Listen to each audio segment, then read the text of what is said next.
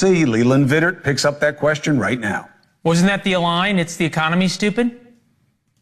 That's Carville's line, but you can look at the economy a lot of different ways. I think Trump has the right goal of making the majority the focus in America again. How? That's the question. How, as my grandmother used to say, it is not what you say, it is how you say it. The man with the silver tongue says everything right is Chris Cuomo. Have a great night, my friend. Here we go. Americans, and Chris alluded to this, do not like being scared. And the polling numbers for President Trump show that much of America is scared. Because people like what President Trump is trying to do, as Chris just said. Much of what Trump wants to get done needs to get done. But people do not like how he's doing it. That's our Why It Matters memo tonight. People feel right now that things are out of control, especially the economy. They want a president who is in control. It feels at times like Trump is flailing, not failing, flailing. It feels like our lives are out of control. Trump has a great goal of increasing American manufacturing, standing up to countries like China, and of course, rebuilding America's middle class. But even Bill O'Reilly said last night that this was a horrible rollout of tariffs. The execution of the tariffs, I think everyone, including President Trump, if you could get him drunk, would admit that it wasn't good. It just wasn't. Except Donald Trump doesn't drink. China keeps making fun of America, and Trump keeps backing down on his proposed tariffs against China. This is him on Tuesday. I'm not going to say, I'm going to play hardball with China. I'm going to play hardball with you, President Xi. No. We're going to be very nice. They're going to be very nice, and we'll see what happens. But ultimately, they have to make a deal. China's a bunch of authoritarian thugs. These are not people we should be nice to. They are not nice to us. Things feel out of control with the stock market, too. Nobody likes to lose money, especially when the president is all over the place on what this uncertainty will accomplish, how long it will last. The Wall Street Journal writes, Trump meets his match, the markets. Sales of previously owned homes in March fell 5.9% from February, making it the slowest March sales pace for housing since 2009. For most Americans, their home is their most valuable asset. Housing market stalls as homeowners struggle to sell. We're really bleeding. That comes from MarketWatch, talking to homeowners in Phoenix. Remember 2008? It started with housing. And it's not just the economy. Secretary of Defense Pete Hegseth used an insecure messaging app called Signal to include a reporter on sensitive military plans. It feels out of control. The war that Trump said he could end in 24 hours is still ongoing, and now Putin keeps getting more aggressive. Russia launched an attack on Kyiv, killing at least 12 people overnight. Trump responded to the attack in a post on True Social that says, Vladimir, stop. He then went on to say that Russia's big concession to end the war was not taking over all of Ukraine. Trump went from saying he would put Iran in its place and not allow them to have any kind of nuclear program. Now they can keep a civilian nuclear program. The more out of control things get, the more erratic Trump seems. Today, for example, he claimed his administration is having meetings with the Chinese. The Chinese deny any meetings are happening. Can you clarify with whom the U.S. is speaking with China? They're saying it's fake news that trade talks are happening. Well, they had a meeting this morning, so I can't tell you. It doesn't matter who they is. We may reveal it later, but they had meetings this morning, and we've been meeting with China. I don't even understand what that means. It is not reassuring when we are told that our 401ks are based on what happens with China. The American people are scared. Trump needs to understand that. Trump understood they were scared about the border. He fixed that. A new Fox poll shows 55% of Americans approve of his securing the border. Great. But just 38% approve on the economy, 56% disapprove. His worst ratings are on inflation. 33% approve, 59% disapprove. Team Trump tells the media that if you can't understand the 6D chess he is playing, then you're stupid. At least that's what David Bossie, Trump's former 2016 campaign manager, told us on the program last night.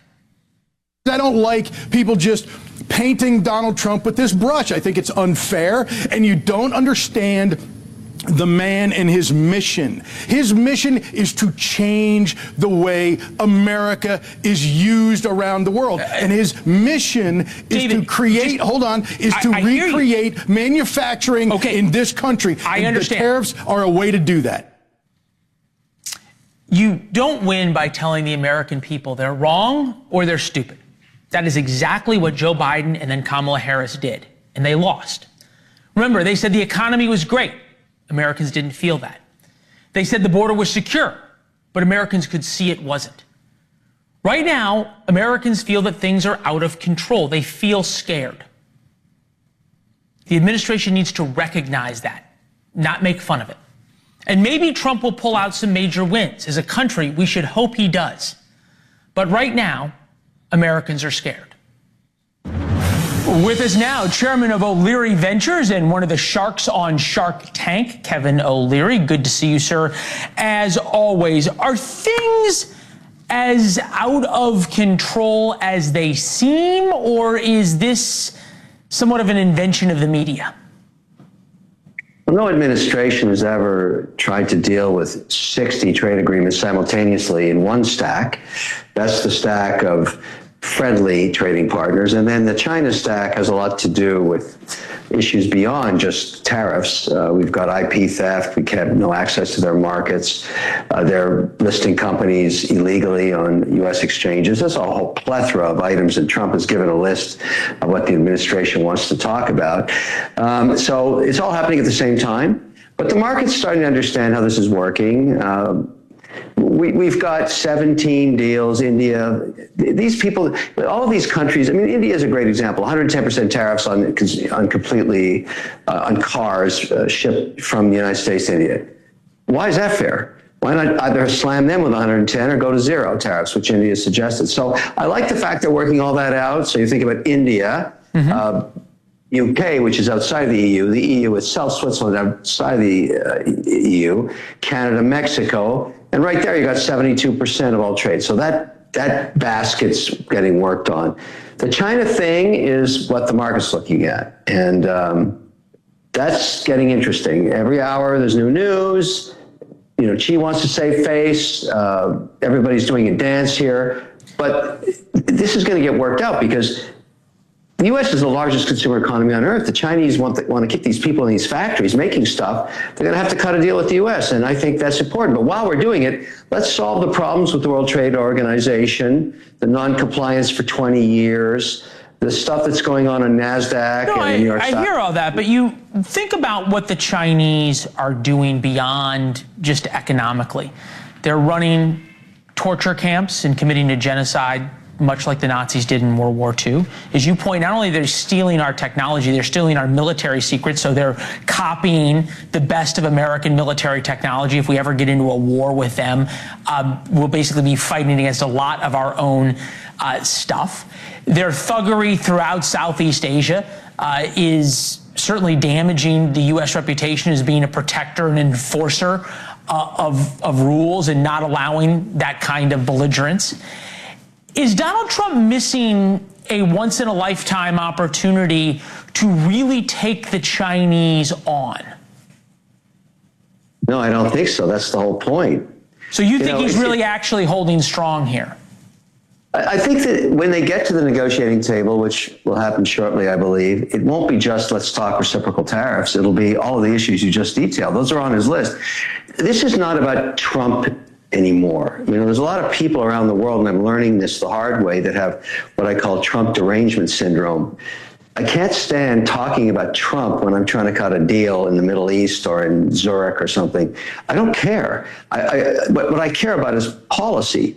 So we have to deal with policy. And this is an administration, because it's a collective, that's now going to work on solving a problem that not a single administration has dealt with in 20 years. So this litany of problems with China has to get dealt with. And I'm very happy to see that it's finally coming to a head. You may not like the volatility. I don't care. We got to get it resolved. I mean, I live on it in the fringe when I invest in small companies that do hundreds and hundreds of millions, if not billions, in R&D, and then get them ripped off in the way you just detailed. I'm not okay with that anymore. Agreed. I'm done with that. I'm one of those investors. I've had enough, and I have no way to solve the trade dispute. I can't litigate at the World Trade Organization. I can't litigate in Chinese courts, and they sue us in our own courts. Why is that okay? Why I agree with you, but I guess, are you seeing enough of a backbone from Donald Trump on this that you have confidence that the pain that we're all going through, look, if there's pain for gain, fine. If there's pain for pain's sake, that's a fool's errand. Are you confident there's enough of a backbone with Donald Trump on this and about China that he's not going to get squishy? I don't think he's going to get squishy. I don't think the policy is what matters. Trump is bombastic, says outrageous things, sometimes contradicts himself day after day. I don't care about any of that. That's the derangement syndrome. I don't care at all. What I want is the outcome. And it looks like to me, for the first time, not only are the reciprocal negotiations going on with India and all the other countries we listed, but we're going to deal with China once and for all. Okay. And so that's good. I'm confident that this pain is worth it. I agree with you. I agree with you. If we get a real deal with China that the Chinese will ever live up to, I wonder whether they ever will, but that is a goal worth fighting for. Survey, Americans pessimistic of personal finances, 53% now say their own economic situation is getting worse. I put to you that it may not be their own economic situation is getting worse, but how they feel about the country. And it's not just the stock market, right? It's the housing market that we went through currently that is becoming extremely disjointed. It's how people feel about costs still staying high. It's how people feel about what's happening with Russia and Ukraine. There is this larger feeling of things being unsettled. And when people do that, they hold back. They don't buy as much. They get more worried. Does it become a self-fulfilling prophecy? Well, we've been talking about that for 4 years, predicting the recession for 4 years, all through the pandemic, all through the volatility, and most recently in these tariff wars. Everybody keeps saying the same thing. Oh, my goodness, it's the end of the free world as we know it. I don't bet against America. I look at my tear sheets every Tuesday on 52 private companies in 11 sectors. Men and women running companies 5 to 500 employees. We don't see that yet. I don't see the recession yet. This tariff stuff, it's causing a lot of volatility in the markets, 1,000 up, 1,000 down. I get it. I understand why it's happening. But we're not in a recession yet. I don't buy that. And so, jawboning yourself into a recession is one way to try. Are we doing that, you think? No, the thing is, the consumer is still strong. Think about the Fed's dilemma when you talk about recession. If they really thought there was a recession coming, they'd be happy to cut rates. However, they have a dual mandate, full employment and 2% inflation. Inflation is more like 3 and something percent right now. And they don't know how long the China dance is going to go for. And employment's really good. Yeah. So, yeah, I understand pessimism. I understand gnashing of teeth and all that stuff. But this is the largest economy on earth, and it's just humming right now. And till the recent volatility because of the tariff wars, and we've detailed why there would be volatility already, it's doing very, very well. And it also consumes almost 39% of everything the world makes. So tell me why I would take my money and invest somewhere else. Warren Buffett's great line, never bet against America, right? Because if America goes out of business, we got a lot bigger problems. So I'm 100% with you. But I feel as though the Trump administration is doing something a little bit akin to what the Biden administration did, not acknowledging that Americans feel scared. We see the polling numbers. I don't believe polls lie. There were a lot of polls that predicted Donald Trump would win the election. Even those polls show there's a fear by Americans, a real fear of Americans in terms of how the economy is doing and at all foreign policy. How do people get reassured, and is Trump's course correction, at least so far, enough? So foreign policy goes beyond just economics. And, sure. Obviously. But do you understand why people are scared? No, I do. I actually do. But if tomorrow morning you got an announcement out of either China or the White House that Xi is meeting with Trump somewhere on Earth to start trade discussions and start a narrative between the two economies, and the market went up 2,000 points, and then you took a poll, what would they say then? nobody likes volatility. Nobody likes uncertainty. Nobody likes wars. And we have one in the Middle East. We've got certainly one in the Ukraine that hasn't been resolved yet. But the world's a volatile place. And these polls you're talking about, they haven't been accurate at all. I mean, I remember this narrative just before, 48 hours before the election. Wrong. It was all wrong. I mean, what I care about is the actual individual that makes a purchase decision every day buying one of my products or services because it solves a pain point. And they haven't slowed down yet. So I understand why we should be nervous, but I am not going to let anybody, any politician, any social media guru, any economic forecaster who have forecasted recessions for 4 years in a row and been wrong. They've just been wrong. They actually don't know. And so I'm not going to make any decisions based on what they think. I'm going to look at the tear sheets of what my customers think. And they're not as depressed as the press is putting them out to be. This is America. It's the largest consumer economy on earth. And so far, I don't see a recession. Look, recessions come and go. Look, I love your optimism. Woe is me, Trump's policies are going to wipe us out. What kind of crap is that? Why do they know something the rest of the market doesn't know? They don't know. They have no idea. They've been wrong 4 years in a row. So I appreciate them. I think it's important that they have a narrative. I don't listen to it. That's well said. I love the optimism. I love betting on American. Kevin O'Leary, thank you very much. We appreciate it. You got it. Take care. Good to see you. Trump's pivot on tariffs shows the power of the people who make up a new American aristocracy. Historian Douglas Murray on why the disappearing middle class could sink America's future.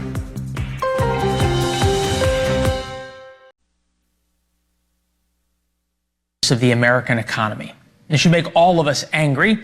Anybody who isn't angry should be scared, because anyone who isn't angry is in the top 0.1%. And history is not on their side. Don't believe me? Just ask the rich French and Russians. Right now in America is how their revolutions started. France in the late 1700s, Russia in the early 1900s. It did not end well for the rich.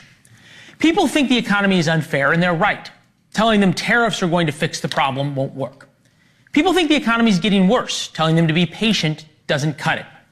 Just one of the alarm bells right now. 42% of young Americans under the age of 30 feel they are struggling to get by financially. All while the Wall Street Journal reports new data suggests $1 trillion of wealth was created for the 19 richest American households alone in 2024. So never before has the disconnect between the very rich and everybody else been so large. Maybe during the Gilded Age, that didn't end well for the rich either. But folks in Washington right now don't feel this disconnect. Life here's pretty good. Big corporations still crush earnings estimates. The lobbyists still spend big money whining and dining members of Congress. Nowhere in the world could people move from the broom closet to the upper middle class in one generation. It's why people came to America. It's why my ancestors, my grandparents, my great-grandparents came. It's the promise of the American dream, the dream that binds us all together. The dream is what we all believe in until we don't. So a lot of Americans don't feel America's fair anymore. It's about class now. And history tells us when a country divides on class, things do not end well. With us now, political commentator, historian Douglas Murray, author of On Democracies and Death Cults, Israel and the Future of Civilization. I would say one of the most important books of this decade to be written. Mr. Murray, good to see you, sir. Thank you. Is America becoming too much like Europe? Yes, in some ways, but it has been for a while. The polls you just cited about young people's estimate of the likelihood they've got to succeed are polls I think we should be concerned about, because they do speak to a truth that a lot of us notice. And there's a couple of things in there. The first thing is, of course, is the expectation that young Americans are going to have to grow up into debt of some kind. Particularly the more and more young Americans that are pushed towards college degrees, sometimes ones that are frankly a kind of Ponzi scheme, but they begin their working life heavily in debt. And it's a debt that they're going to take years to pay off. So that's one part of it. The bigger one that affects everyone, particularly those people in that 18 to 30 generation, of course, is the difficulty of accumulating capital in order to get onto, most importantly, the housing ladder. That's something we've seen in Europe for sure. In my own country of birth, in Great Britain, in recent decades, this has started to tear apart the social fabric of the country, because there's no reason why a young person who can't collect and accumulate capital is inevitably going to become a capitalist. They have to see the rungs that they can get onto in the ladder in society, and frankly, see that their hard work, if they carry out hard work, will in fact be rewarded. You take away that promise of reward and people go looking for other things. I think it's no surprise that Bernie and AOC are getting such huge crowds, and it's an economic populist message. It's different than Donald Trump's. The progressive movement in America has closely aligned themselves with the pro-Palestinian movement, really hand in glove with them. How is this what you connect, and I think rightly, of sort of the lack of faith in the system of young Americans with somehow being in love with Hamas? Well, it's a slightly complex psychological process, but I'd say it is. There are a couple of things that drive that. Many of the polls, a lot of the polls show that young Americans feel more negatively towards Israel than any other generation, and more positively towards the cause of Hamas than any other group in America. And there are lots of reasons for that. One is, of course, the fact that a lot of foreign money, particularly from Qatar, has been pumped into the US in recent years to educational institutions and others. When we see people chanting for intifada, which is, that people pretend that it means some kind of it's just resistance. No, an intifada, as you and I know, is terrorism, is the carrying out of terrorist acts in order to kill people. It's an uprising of terror. But when we hear people calling for that in, the campuses like Columbia or Princeton or Harvard, that is not a generic movement. But there are some people who have joined it because they think, effectively, it's the social justice movement of their era. And it's one of the examples of what goes wrong, I would say, when other things in the society start to go wrong, not least the opportunities for economic improvement. People start to sign up to utopian visions and utopian dreams. After the 2008 financial crash, we saw people saying things like, should we return to Marx? Should we look and see if Karl Marx actually got it right? Occupy Wall Street. In the current decade, it seems that a large-ish number of young people, primarily at the most privileged institutions, have decided to throw their lot in effectively with Hamas. And this is an extraordinary development in some ways. But if you look at what they think they're in favor of, they seem to think that this terrorist organization, what I describe On Democracies and Death Cults as the epitome of a death cult, literally a group that worships death, that seeks death, that glorifies death, and not only wants to bring death to its enemies, but glories in it when it brings it to its own people.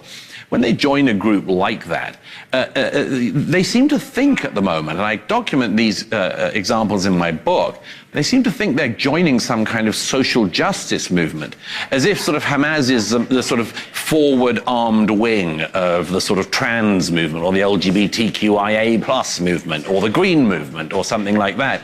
And that's just flat out wrong, and is, of course, an unbelievable demonstration of ignorance, but it's an ignorance that they're taught.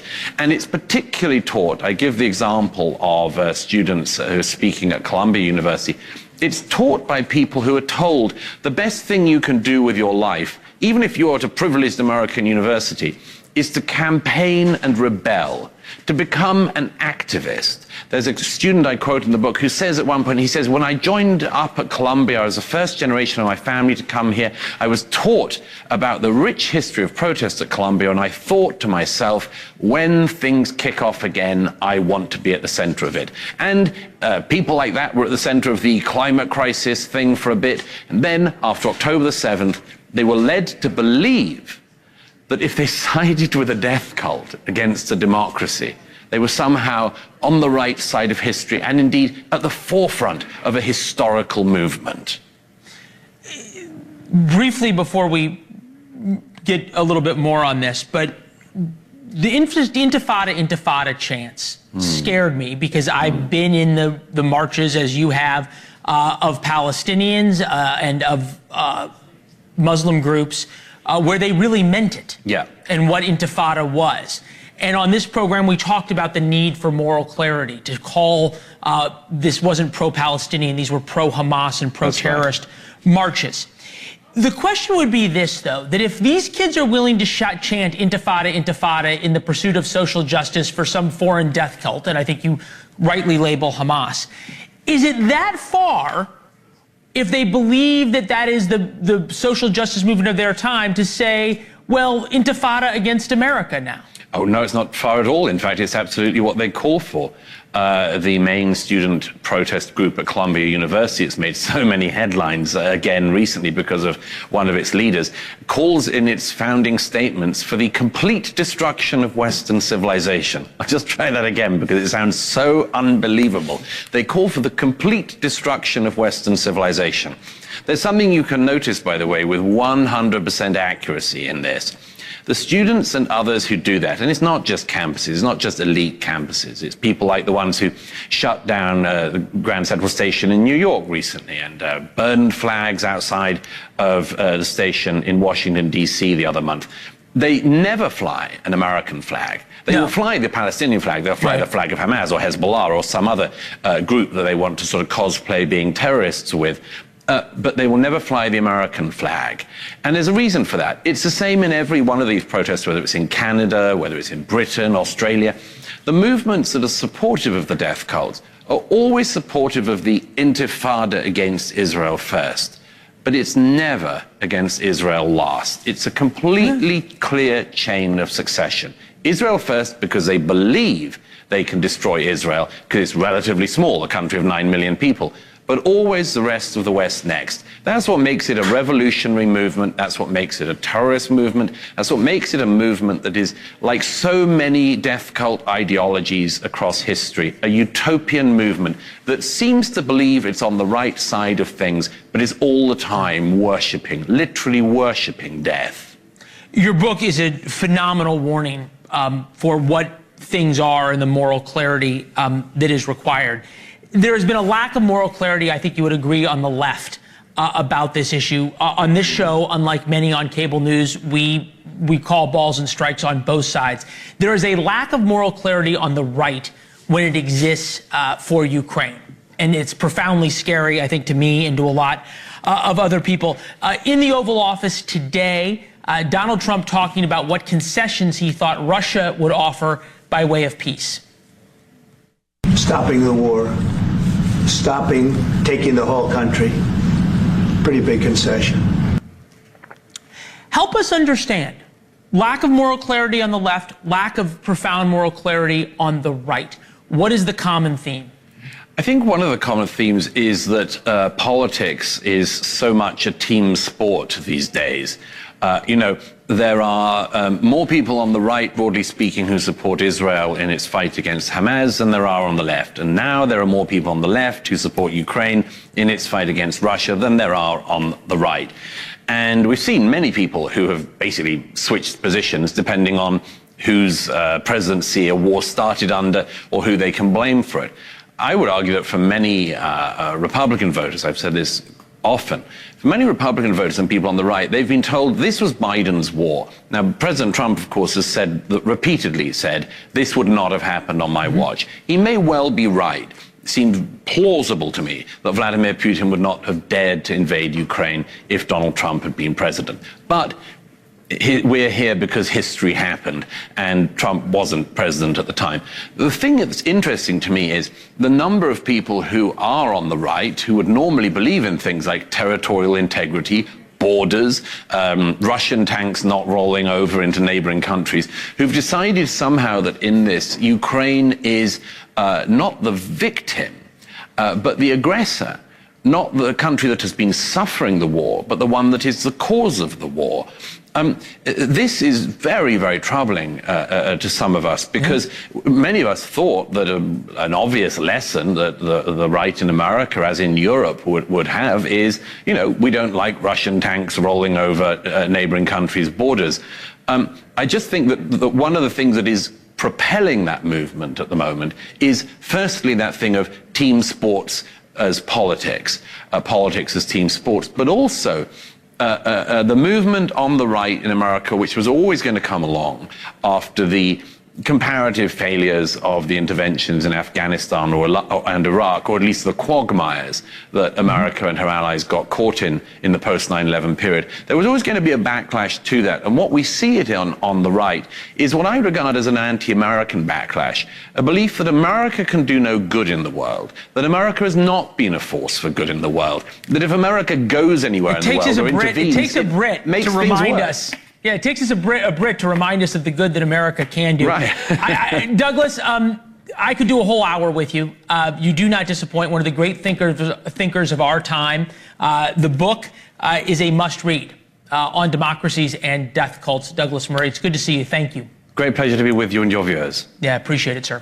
First wrote about this in War Notes. That's your chance for an inside look at the show every day. You will be delighted and smarter when you check your email at 7:05 p.m. Eastern, warnotes.com. Subscribe for free. Up next, conventional wisdom says Democrats should move to the center. But has anyone told that to the Democrats?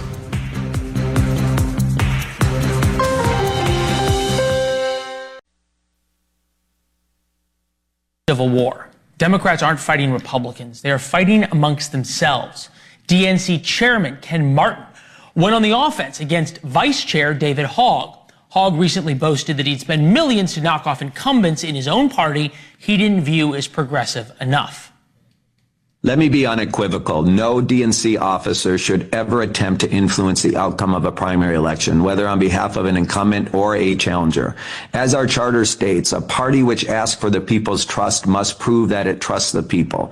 Voters should decide who our primary nominees are, not DNC leadership. Anytime a politician says, let me be unequivocal, they're lying to you. Just heads up there. Hogg shot back today. The fact that we spent $2 billion and still lost an election to a convicted felon who literally attempted to overthrow our government must be a cause for serious reflection. With us now, Charlie Cook, founder and contributor of the Cook Political Report and political analyst at the National Journal. Laura Brownstein, former spokesperson for women's and consumer media on the Harris campaign. Welcome, both of you. Laura, start with you ladies first. Dem Civil War, is it a good thing or a bad thing? I think energy is good right now. I think we're having the right conversations. I agree that, an officer of the DNC, I see what Ken Martin was saying today in terms of let's all work together. But I think that David Hogg is bringing energy. He went through some of the things that we all pray at night to not go through on that day in Florida. So I think it's good that we're having conversations, and I welcome all energy going towards figuring out what's next for the party. No, there is a distillation process through fire. We had Henry Cuellar on the show last night, about as moderate of a Democrat as you get from Texas. Take a listen.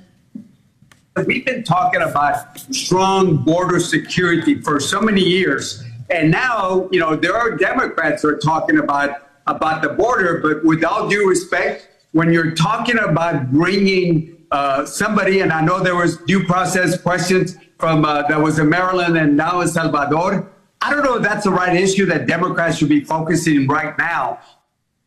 Charlie, there's this discussion about moving to the center for Democrats post the election, but that's not where the energy or the party, I think, is it?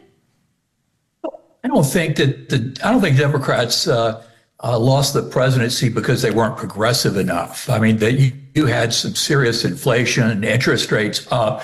You did some real brand damage back in 21, 22, so that by the time Vice President Harris became the nominee, quite frankly, I think it was pretty much an unwinnable race at that point. But if you look below that, Democrats had a net gain of 2 seats in the House. There were 5 Senate races in competitive in swing states. Democrats won 4 out of 5. I mean, when you look at losses in Montana and West Virginia and Ohio, Democrats aren't going to be winning races statewide in those states. They're red states. So the thing about it is I think there is an overreaction, but a lot of this, I think, goes back really to 21, 22, the inflation, interest rates, that sort of thing. It did some real bad damage. This isn't electoral. It also goes back to Joe Biden becoming the standard bearer, right? That's sort of the shortened, if you want to say it, or rigged primary of 2020 for Democrats didn't allow the full fight to happen. Maybe that's happening now. Alyssa Slotkin, one of the people who won in a competitive state. She won in a Trump state in Michigan. Slotkin has a war plan to beat Trump. Don't be weak and woke. She is urging Democrats to retake the flag with appeals to voters' sense of patriotism, to adopt the goddamn alpha energy of Detroit Lions coach Dan Campbell, and to embrace an airing out of potential 2028 presidential candidates in broadly contested primary. Laura, do you have any idea what any of that means? Yes, I think I do. I can't speak for Alyssa Slotkin, but I think the fact is right now the Democrats are like, we like due process. We like Social Security. We like Medicare, Medicaid. That's pretty center. Boring. Okay, so she said it's sexier. Fair enough, what you said. It's boring the way I said it. Alyssa said it much sexier. Representative Slotkin said it much sexier than I did. And I think that it makes sense what she's saying, that Americans are actually... I'm going to give Charlie the last word real quick. She's urging Democrats to blank retake the flag. I was at the DNC. There were American flags everywhere. And it was a complete change. We all noticed it, this sort of embrace of patriotism. I'm wondering if the issue is not so much embracing the flag or whether voters think that embrace is authentic. I don't think you have a lot of houses, Democratic homes with American flags outside. And I think that's really sad. And that Democrats have sort of allowed Republicans to claim the flag. But handing out, 10,000 flags at a convention, that doesn't solve a lot of your long-term problem. Exactly. No, but I know that's anecdotal, but I don't know. There are a lot of people I know who are Democrats who are proud veterans and have American flags, proud civil servants, proud government workers who have flags hanging outside of their homes proudly. That's fair. Laura, Charlie, it's good to see both of you. Thank you. Thanks, Leland. Love American style in 2025. It has changed. More and more couples are living apart from each other as couples. Could living separate lives actually strengthen a marriage?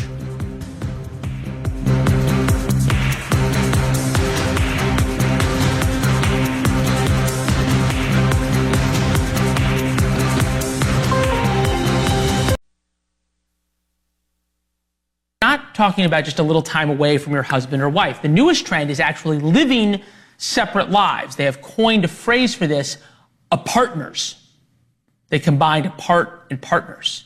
Others go by LAT, living apart together. Leave it to TikTok to describe how this works.